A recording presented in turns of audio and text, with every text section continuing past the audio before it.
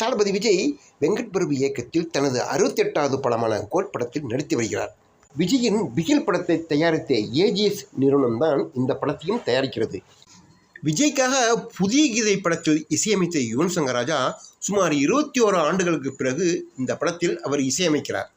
இந்த படத்தில் விஜய் அப்பா மகன் என 2 வேடத்தில் நடிக்கிறார். இளம் நடிகை மீனாட்சி சௌத்ரியும் மற்றும் நடிகை சினேகாவும் நடித்துள்ளார்கள் விஜய்க்கு ஜோடியாக. கோட் திரைப்படம் இப்பொழுது இறுதி கட்டத்தை நெருங்கியுள்ளது. வருகின்ற செப்டம்பர் 5ஆம் தேதி விநாயகர் சதுர்த்தியை முன்னிட்டு இந்த படம் திரைக்கு வரவுள்ளது.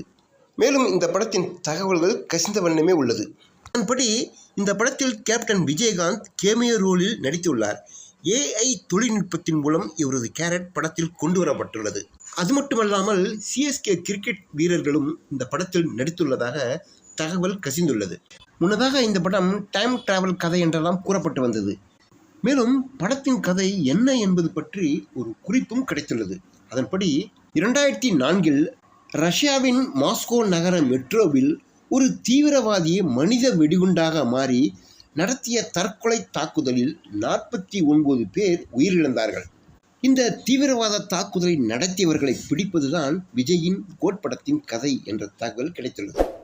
இந்த சிறிய கதையின் தொகுப்பை வைத்து பார்த்தாலே படம் மிக பிரம்மாண்டமாக இருக்கும் என்று ரசிகர்கள் நினைக்கிறார்கள்.